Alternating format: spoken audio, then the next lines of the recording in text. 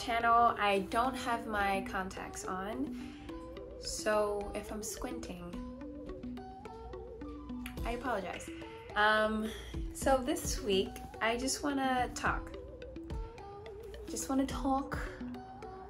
You know, one-on-one, you and me. I've been doing a lot of vlogs lately. Just 2 or 3. It was 2. But now I'm finally here to just have a conversation with you guys. So this week I just wanted to talk about, I don't know, my career. Kind of wanted this video to be sort of a rags to riches kind of thing, but then I think you're only allowed to use that if you're actually rich, and I'm not rich. I mean, I'm rich with life and love and God's grace, but I'm not actually rich. So it's kind of a inspirational, never give up kind of story.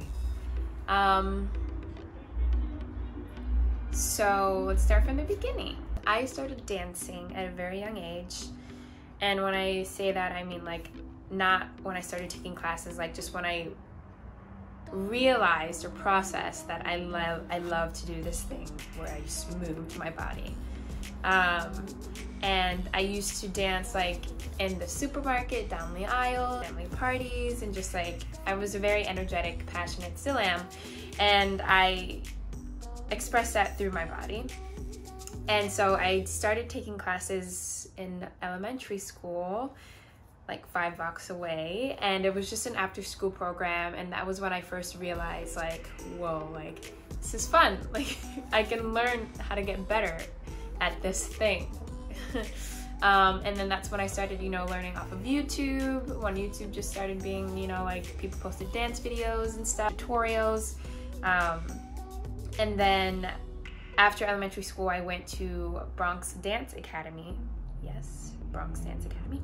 And that's when I learned more of like the technical things that existed, like modern and ballet, and just like a whole door had opened up for me.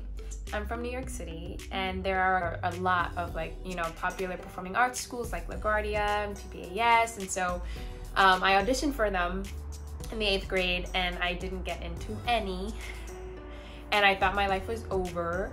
And then I ended up getting into a school I didn't even audition for, Repertory, shout out.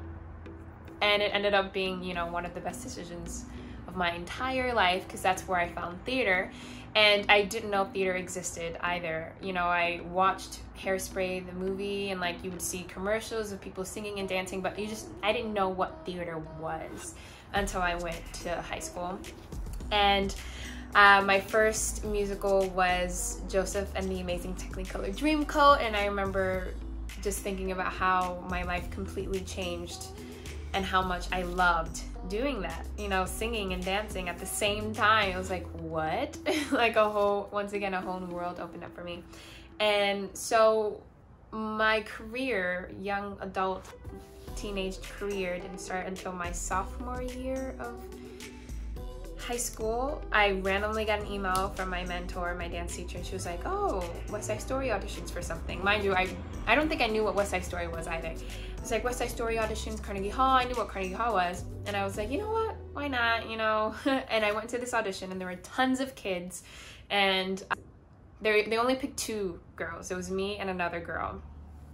And there were a lot of kids at this audition, like a lot. And I was like, oh, okay, this is cool.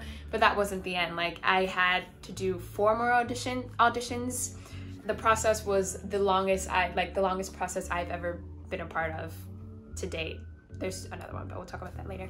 And so, so I got into West Side Story for Carnegie Hall, and I worked with amazing performers that I just like, it was a life-changing experience for me at that age. I met Skylar Aston. I was just like, it was just like, what? Like, it made me realize how much I loved theater and that I wanted to pursue it. And of course, I kind of have decided at that point that I wasn't going to do commercial dance, just because it just seemed like I had to choose, and now it doesn't seem like you have to choose anymore because it's all mixed. But at that age, it was like, you either go to Hollywood, LA, or you stay in New York and you do theater. It changed my life. And then after that, I got into Runaways at the New York City Center, and that changed my life. I got my equity card through that. And I remember just like being so stressed out for weeks, asking my mentors, asking everyone I knew, like, should I get my card? Should I get my card? I'm really young. I don't know. I know nothing about the business. Still kind of don't know anything about the business. I've kind of just been going at this. I don't even know how I've done half the things I've done thus far by the grace of God. But I ended up getting my card, and I don't regret it. I'm glad I did. And then after high school, I went to Queen Park University for a musical theater major. And then I switched to a BA for just theater arts and a minor in dance. And here we are. No, there's a lot more that's happened in between, but, you know, my story, what I've kind of just like, what's been driving me is the fact, you know, that I came from a low-income neighborhood, and, you know, the arts wasn't popular. Not many people did, and if they did do it, it was just because they were young, and then, you know, they stopped doing it, and I've always stuck with it. And I remember having tons and tons of auditions and just bombing it, just like being so bad. Like, I remember one time in high school or middle school? High school, I auditioned for Baile Hispanico, and I was so bad. I was so bad. I remember going to the bathroom and crying. I was just like bawling my eyes out because I knew that I sucked so bad. And you know what? Like in college, I still had those moments where I was like in ballet or modern, and or in jazz, and I was like, I just don't have technique. Like, I didn't grow up going to these really rigorous and challenging classes at a young age to give me the technique I needed. You know, I kind of just had the passion for it, and that was enough, and I just kept on working hard, and I loved it, and I just wanted to get better. But as I got older, I realized I could have been so much better if someone had put me into these classes at a younger age. And so I don't want to look back anymore like, oh gosh, I could have done that, I could have done this. It's like, I've done so much so far, and I'm so grateful for what I have done. But it wasn't easy. Last summer, I booked In the Heights, the movie. Still can't believe it. Hasn't processed yet until the movie comes out. And I honestly don't know how it happened. It was insane. That's another video. That's a story for another video. But even when I was dancing and, you know, filming, I had moments where I was like, do I belong here? Like, you guys have to understand the dancers that are in this movie, okay? Like, Beyonce dancers just like have toured around the world, young dancers, older dancers, like people that I grew up looking at, and I'm like, I'm dancing next to you. Like, I just couldn't process. I was like, I am undeserving. Like, I do not belong here. Why am I here? And I didn't have time to process that. Like, you know, this is also my story. I'm here as well, and I'm also just as deserving. It's just such a shock. But one thing that I can say looking back is that, I mean, honestly, it's by the grace of God that I had all the opportunities that I had. And, you know, currently we're in a pandemic, and filming has started for like movies and shows, but, you know, theater is quiet. So younger Reina would be like, oh my God, like your life is over. Like, you haven't danced in months. Like, you know, nothing's happening. But I'm 21 now. And it's just like, you know what, like things are gonna come, things are gonna go, and dance will always be there. And it's just about waiting for the opportunity, I guess. I don't know if this whole video has made any sense. If I can give any advice, because as I got older, I realized that, you know, my story can help someone, another performer. So if there's anything I can say, if I can give like 3 tips, I guess, even though I'm so young and I still haven't done anything, if I can give 3 tips, tip 1 would be, don't lose the passion for it. auditioning and the pressure and just adulting, like, it can really cloud the reason why you do what you do.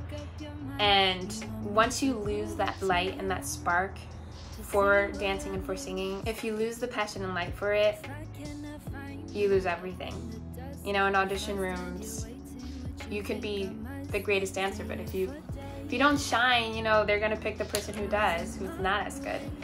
And I realized that I probably wasn't booking, because every time I walked into an audition room, I was just like sad. I was already beaten up, you know. I didn't have fun anymore, and you always have to have fun. The second tip I would say is your journey is your own journey. So many times I've spoiled my own blessings because I was looking at someone else, or I just didn't appreciate it enough. And, you know, the older I got, I realized, and still realizing, that, you know, everyone's journey is different, and that's okay, and it's unique to you. And the more you look to the right or the left, the less you will see what you have in front of you, which is usually just as good and just as rewarding. And the third thing I would say, regardless of what your career looks like, when you think about, you know, when you were little and what you love to do, you're currently doing it. Like, your younger version, the younger version of you would be ecstatic, like, would be freaking out about everything that you're doing, the fact that you're still pursuing what you love. And that makes me all warm and fuzzy. Yeah, I hope this video was helpful in some way. Thank you so much for watching. Like and subscribe for more, and I'll see you guys later. Love you.